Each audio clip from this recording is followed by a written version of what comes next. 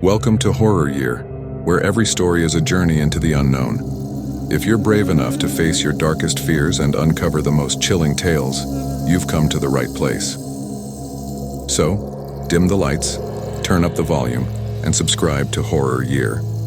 Your journey into terror begins now. Have you ever experienced a night shift job at a hotel? The eerie silence of the deserted hallways, the faint creaks and groans of the old building settling into the night, the feeling that you're the only one awake while the rest of the world sleeps.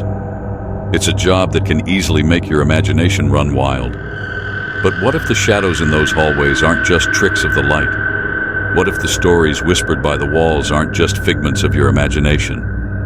At the Eclipse Manor, an ancient hotel with a history as dark as its long-abandoned rooms, the night shift is more than just a job. For Alex, it was the beginning of an encounter with the unknown, a night where the line between reality and nightmare blurred, and where the hotel's secrets became his own. After a successful interview, Alex was hired to work the night shift as a clerk at the Eclipse Manor, a stately old hotel that had seen better days. Tucked up on the edge of the city, the hotel was a soaring edifice with an enigmatic yet deeply rooted past. It was the kind of location where the air was mysteriously cold and the walls murmured secrets. Alex couldn't get rid of the feeling that someone was watching him as he made his way up the twisting road that led to the hotel, with their shadows extending across his path like dark fingers.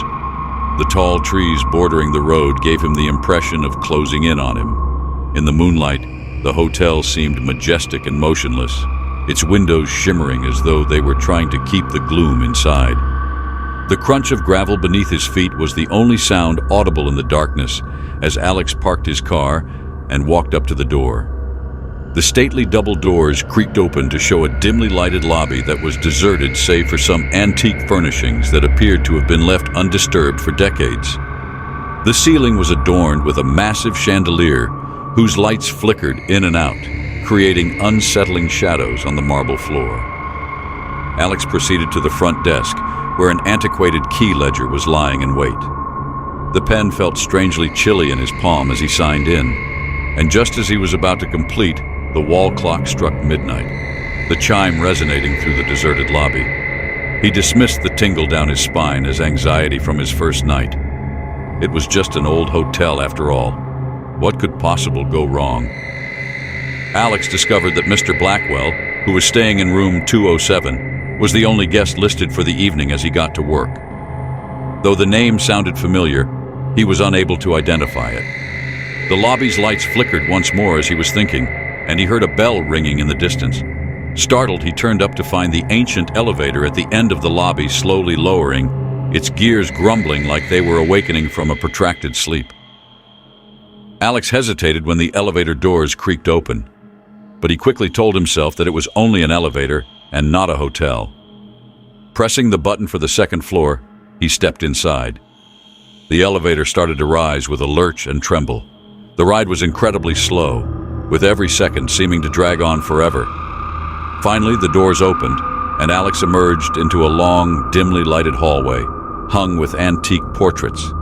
The paintings depicted harsh, inhospitable features, with eyes that seemed to follow him as he made his way to room 207. Alex knocked softly when he got to the room. The door opened by itself, revealing a chilly, gloomy interior. After a moment of hesitation, he went inside and hurriedly laid the clean towels he had brought on the bed. He noticed a picture in a dusty frame on the nightstand as he turned to go. It was an ancient photograph in black and white, showing a man standing in what appeared to be the foyer of a hotel. The dude was remarkably similar to Alex. Alex grabbed for the picture, feeling a little uneasy and confused, but as soon as his fingertips touched the frame, he heard someone moving behind him. His heart thumping, he swung around to discover the room empty, but now the bathroom door was slightly ajar, letting a chilling draft in. As a shadowy figure cautiously approached Alex from the bathroom, his breath seized in his throat.